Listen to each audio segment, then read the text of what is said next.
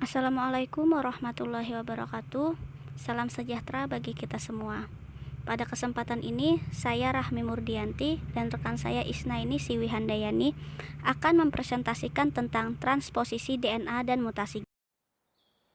Langsung saja yang pertama tentang transposisi DNA yang akan dipresentasikan oleh saya sendiri Rahmi Murdianti. Nah, apa sih pengertian dari transposisi DNA? Nah, transposisi sendiri yaitu suatu proses perpindahan elemen genetik dari suatu lokus dalam suatu kromosom, plasmid atau genom, virus, ke bagian lain kromosom yang sama, atau bahkan ke suatu lokus dalam kromosom lain. Ini menurut Yuwono 2005. Elemen genetik yang dapat bertransposisi tersebut ditemukan baik dalam prokariot, eukariot, maupun dalam bakteriopak. Semua transposon membawa kode genetik untuk satu atau lebih dari satu protein yang diperlukan untuk transposisi. Di samping itu juga, beberapa transposon juga membawa gen lain yang menghasilkan fenotip tertentu, misalkan ketahanan terhadap antibiotik tertentu. Nah, dalam beberapa hal tersebut, proses transposisi mirip dengan proses rekombinasi khusus atau rekombinasi saintifik, yaitu melibatkan proses pemotongan untai DNA baik pada molekul DNA donor maupun DNA target pada tempat khusus. Proses tersebut kemudian diikuti dengan penggabungan ujung-ujung transposon ke molekul DNA target yang sudah terpotong. Walaupun demikian, ada perbedaan mendasar antara proses transposisi dengan proses rekombinasi khusus.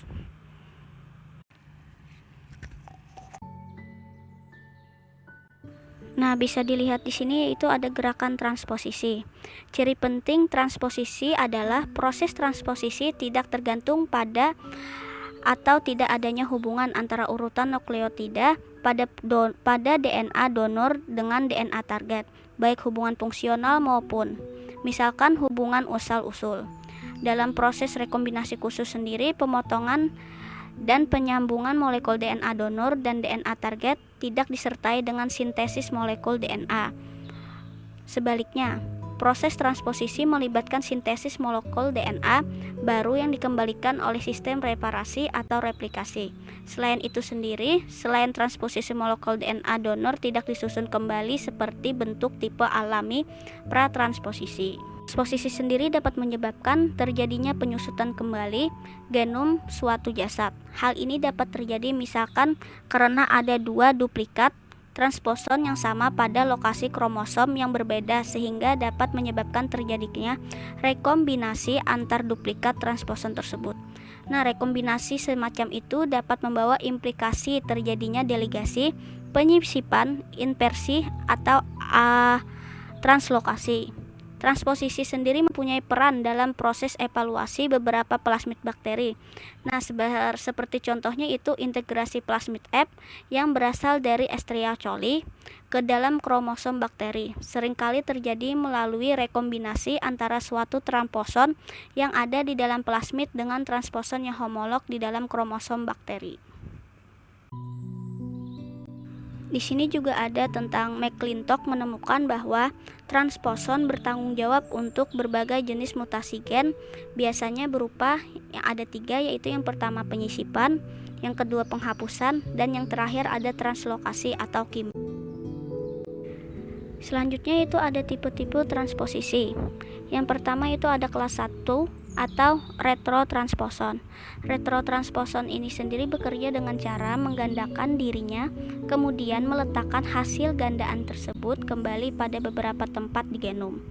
Permulaan retrotransposon diawali dengan menggandakan untaian DNA melalui transkripsi RNA. Selanjutnya RNA ditranskrip kembali menjadi DNA dengan bantuan enzim reversi transkriptase.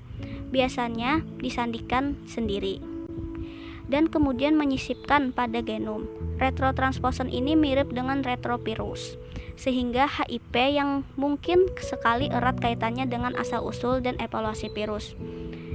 Pada kelas 1 ini dibagi menjadi 3 kelas. Yang pertama ada viral, menyandikan reverse transkriptase untuk transkrip balik RNA menjadi DNA, memiliki long terminal reverse LTRS mirip dengan retrovirus. Yang kedua yaitu ada LINase, menyandikan reverse transkriptase, tidak LTRS, ditranskripsikan oleh RNA polimerase kedua. Yang selanjutnya itu ada non-viral superfamily, tidak mengkodekan reverse transkriptase, ditranskrip oleh RNA polimerase. Nah, menurut Yuwono sendiri, bahwa transposon dapat mengalami transposisi dengan cara melakukan proses transkripsi balik untuk mengubah elemen genetik berupa RNA menjadi DNA. Proses ini dikatalis oleh enzim transkriptase balik. Setelah DNA berbentuk, dilakukanlah penyisipan ke dalam sisi target. Beberapa elemen genetik yang mengalami transposisi dengan cara ini mempunyai kaitan dengan retrovirus, sehingga transpon semacam ini sering disebut elemen yang mempunyai retrovirus. Kelas 2 yaitu ada DNA transposons. Perbedaan utama dari kelas 2 transposon dengan retrotransposon adalah mekanisme transposisinya yang tidak melibatkan transkripsi RNA. Kelas 2 ini sendiri biasanya berpindah melalui mekanisme yang dianalogikan dengan cut and paste daripada copy and paste yang menggunakan enzim transposase. Tipe transposase yang berbeda akan berbeda pula mekanismenya. Beberapa dapat mengikat pada bagian molekul DNA dengan site target yang acak, sedangkan tipe yang lain mengikat secara spesifik pada sekuat. Selanjutnya ada transposon pada manusia. Hasil penentuan urutan nukleotida kromosom manusia menunjukkan bahwa paling tidak sekitar 44% DNA manusia berasal dari elemen transposon. Termasuk elemen yang menyerupai virus ada 8% dari genom yang sudah disekuen. Retroposon 33% dan beberapa famili transposon yang mengalami transposisi dengan mekanisme potong tempel ada 3%.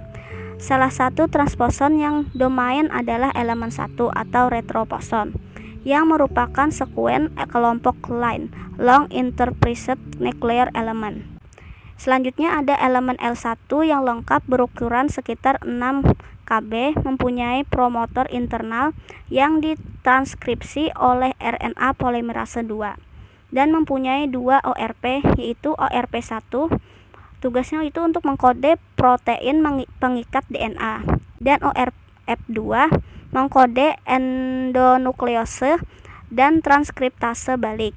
Genom manusia ini sendiri mengandung sekitar 3.000 sampai 5.000 elemen L1 yang lengkap. Selain itu, ditemukan juga ada sekitar 5.000 elemen L1 yang tidak lengkap karena potong ujung 5 sehingga tidak mampu ditransposisi. Selanjutnya itu ada retrovirase sebagai elemen transposable. Siklus transposisi dari retrovirus memiliki kesamaan lain dengan transposon prokariot yang menunjukkan adanya hubungan kekerabatan antara kedua tipe transposon ini.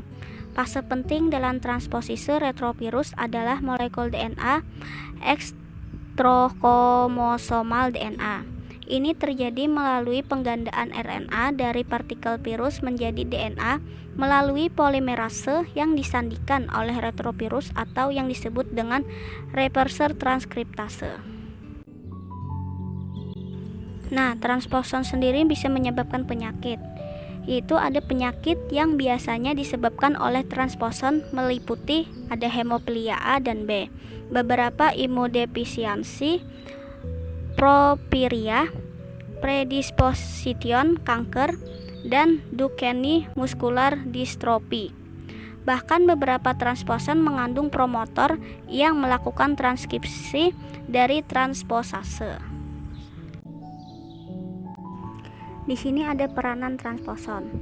Menurut Yuwono 2005 mengatakan bahwa transposon mempunyai peranan penting dalam evaluasi dan organisasi genom jasad hidup. Pada beberapa jasad, misalkan pada jagung, transposon terkonsentrasi pada daerah DNA yang diantara gen secara total meliputi lebih dari setengah 50% genom jagung. Pada Drosophila, transposon terdapat pada heterokromatin maupun eokromatin dan diketahui ada sekitar 90 famili transposon pada genom Drosophila. Pada Drosophila sendiri, transposon diketahui terlibat dalam proses evaluasi genom melalui proses penyusunan ulang genom. Selanjutnya ada mekanisme transposisi pada prokariot. Mekanisme transposisi secara detail sampai saat ini belum diketahui dengan jelas. Namun pada prokariot, misalkan Escherichia coli, transposisi terjadi melalui dua cara, yaitu ada replikatif dan konservatif atau non-replikatif. Bisa dilihat sendiri di sini ada penggolongan transposon berdasarkan mekanisme transposisi, di mana ada beberapa kategori, yaitu yang pertama ada transposon potong tempel, yang kedua ada transposon replikatif, dan yang ketiga ada retrotransposon. Di sini juga terdapat contoh transposon dan organismenya itu sendiri. Bisa dilihat di PPT atau bisa dilihat di makalah yang telah. Di sini bisa dilihat ada gambar mekanisme transposisi secara replikatif pada TN3. Transposisi secara replikatif akan dibentuk duplikat elemen transposon pada tempat yang baru dan satu duplikat transposon pada tempat yang lama. Sedangkan transposisi secara konservatif tidak terjadi replikasi sehingga disebut dengan non-replikatif. Transposon itu terjadi dengan cara pemotongan elemen transposon dari kromosom atau plasmid dan transposon tersebut kemudian diintegrasikan ke tempat yang baru.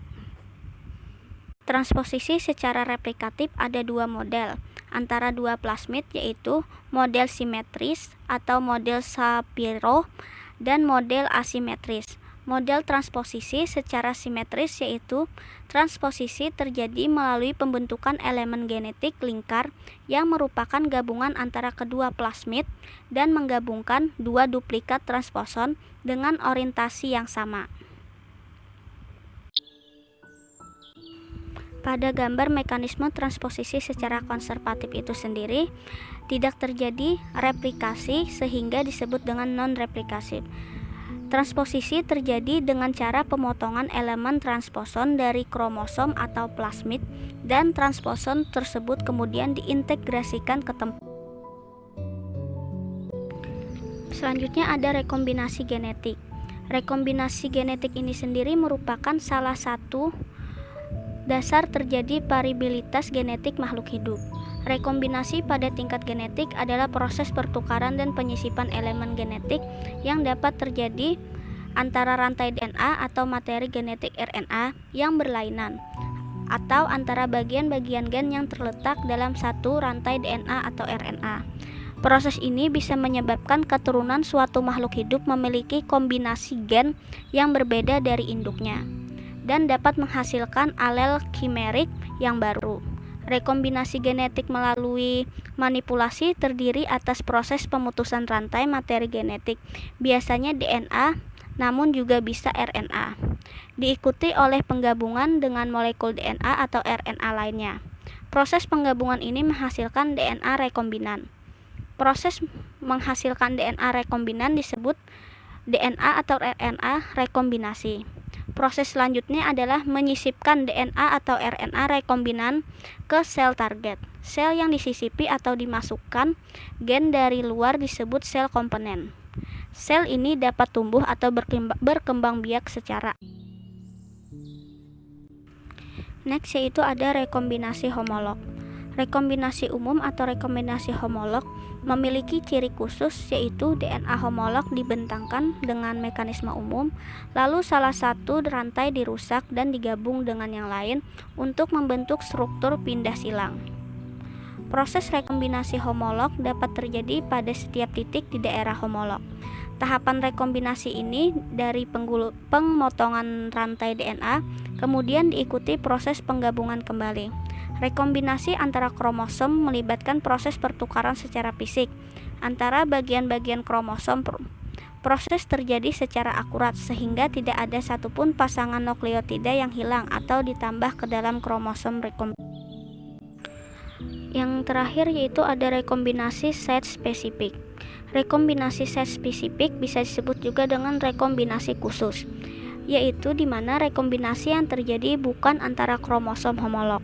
Rekombinasi khusus hanya terjadi pada tempat khusus di dalam segmen molekul DNA. Rekombinasi masih memerlukan sisi khusus yang homolog, misalnya integrasi dan disintegrasi, integrasi plasmid F ke dalam kromosom Escherichia coli, serta delesi dan insersi. Pertukaran materi genetik dilakukan oleh protein khusus yang mengkatalisis pemotongan dan penggabungan molekul DNA secara tepat pada tempat terjadinya rekombinasi. Ciri jenis rekombinasi ini adalah proses rekombinasi terjadi di tempat khusus pada kedua fragmen DNA. Rekombinasi berlangsung timbal balik, yaitu di mana kedua hasil pertukaran genetik dapat diperoleh kembali. Rekombinasi secara konservatif, di mana itu proses pertukaran genetik dilakukan melalui pemotongan dan penyambungan kembali bagian DNA yang direkombinasi tanpa ada sintesis nukleotida baru. Rekombinasi khusus ini sendiri mulai dengan pemotongan bagian DNA yang akan berekombinasi pada daerah yang mempunyai homologi sehingga dihasilkan ujung lekat. Kedua ujung lekat pada kedua fragmen DNA yang berkombinasi tersebut kemudian mengalami pertukaran rantai DNA sehingga akan terbentuk konfigurasi rekombinan. Sekian presentasi dari saya, dilanjutkan oleh partner saya yaitu ada Ibu Siwi.